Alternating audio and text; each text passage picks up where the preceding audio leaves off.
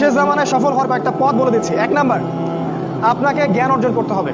কোরআন হাদিসের সাথে সমসাময়িক যত জ্ঞান আছে সব অর্জন করতে হবে, এটা 1 নাম্বার।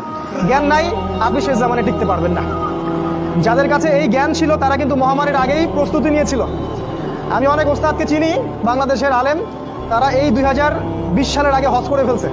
তারা আগেই বুঝতে পারছে 20 সালে কিছু একটা হবে, 20 সালে পৃথিবীতে কিছু একটা হবে, তারা আগেই বুঝতে পারছে। কারণ শেষ জামানার পড়াশোনা করেছেন তারা, কার পর কি হতে যাচ্ছে এটা তারা বুঝতে পারছেন, অনুমান করতে পারছেন। তাই জ্ঞান ছাড়া আপনি শেষ জামানায় টিকতে পারবেন না ভাই। জ্ঞান অর্জন করুন, 1 নাম্বার। 2 নাম্বার, জ্ঞান অনুযায়ী আমল করেন। যতটুকু জেনেছেন আমল করেন, কালকের জন্য অপেক্ষা করবেন না। আজকেই নামাজ শুরু করে দেন, দেনা পাওনা থাকলে আজকেই মিটিয়ে দেন।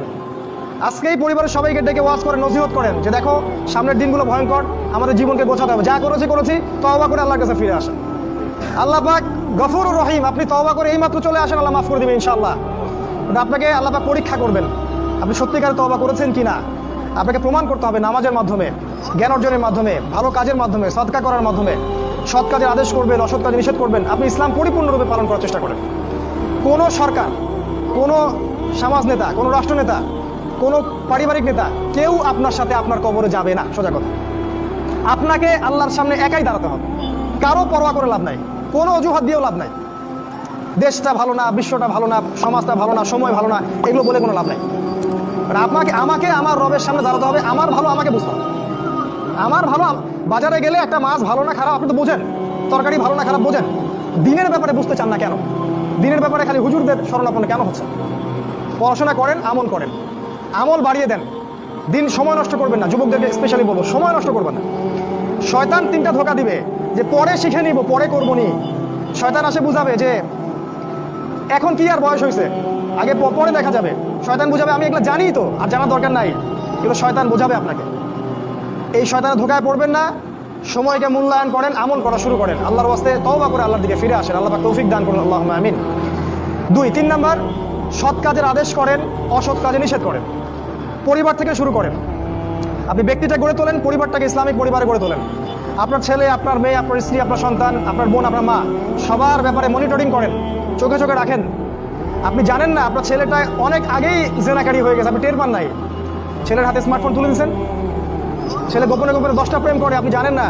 ও দুধ খায় না এখন, মনে করছেন যে ও দুধ খায়, ও অনেক ম্যাচিউরড হয়ে গেছে। আপনার মেয়েকে দেখে মনে হয় খুব পর্দা করে, দেখেন ভিতরে ভিতরে কোনো ছেলের সাথে সম্পর্ক তৈরি করে ফেলছে। অনেক ঘটনা ঘটে যায়, আমরা সরল মনে অনেক কিছু করি। আপনার ওয়াইফকে দেখেন, আপনি যখন বাসায় থাকেন না, কি করে না করে মনিটরিং করেন। টিভি বন্ধ করে দেন, সিরিয়াল টিরিয়াল বন্ধ করেন। এমন কারোর সাথে মিশতে দিবেন না যে আপনার ছেলেকে, আপনার মেয়েকে, আপনার বোনকে, আপনার মাকে বিপথে নিয়ে যাবে। কঠোর হন পরিবারের উপরে, কারণ আপনাকে আল্লাহ পাক আপনার পরিবার সম্পর্কে জিজ্ঞাসাবাদ করবেন, অবশ্যই জিজ্ঞাসা করবেন। বিশ্বাস করেন আল্লাহ পাক কিয়ামতের মাঠে আপনাকে আপনার পরিবার সম্পর্কে জবাবদিহি করাবেন। প্রত্যেকটা বিশ্বাস, আপনি দাওয়াত দেন, চেষ্টা করেন, তারপরে যদি ছেলে বেলাইনে যায় সেটা তার ব্যাপার, ওর হিসাবও দিবে। নূহ আলাইহিস সালামের ছেলে কাফের হয়ে গেছে, ওর হিসাবও দিবে, সেটা আলাদা। কিন্তু আমাকে আমার চেষ্টা করতে হবে। পরিবার গড়ে তোলেন, সৎ কাজের আদেশ করেন, অসৎ কাজে নিষেধ করেন। 4, এই যে কোরআন এবং সুন্নাহর দাওয়াতটা পৌঁছে দেন মানুষের কাছে। দাওয়াতেই কাজ করেন ভাই, সময় নষ্ট করেন না। আপনি যে দল করেন বা যে সংগঠন করেন বা যে মাযহাব, যে তরিকায় থাকেন, আমার তাতে কোনো আপত্তি নাই, কিন্তু কোরআন সুন্নাহর দাওয়াতটা মানুষের কাছে প্রচার করেন। মূল বিষয়ে কোনো পার্থক্য নাই। এই দাওয়াত দেওয়ার সময় সাম্প্রদায়িক হবেন না। সবাই আমার দলে আসো, আমার দলে ফর্ম পূরণ করো, না হলে দাওয়াত হচ্ছে না, এমন দাওয়াতের দরকার। মানুষ ইসলামের দাওয়াত দেন, আল্লাহর দিকে ডাকেন, কোরআনের দিকে ডাকেন, সুন্নাহর দিকে ডাকেন, দেখবেন সমাজে একটা সাম্য চলে আসবে ইনশাআল্লাহ। দাওয়াতি কাজ করেন, বেশি বেশি কোরআন সুন্নাহর দাওয়াতি কাজ করেন। 5 নাম্বার, অর্থ সম্পদ যা আছে এগুলোকে কাগজের টাকায় রেখে দিবেন না। আমার নসিহত, হয়তো বুঝতে পারছেন না, মাথার উপর দিয়ে আছে কথা, কিন্তু পরে বুঝবেন।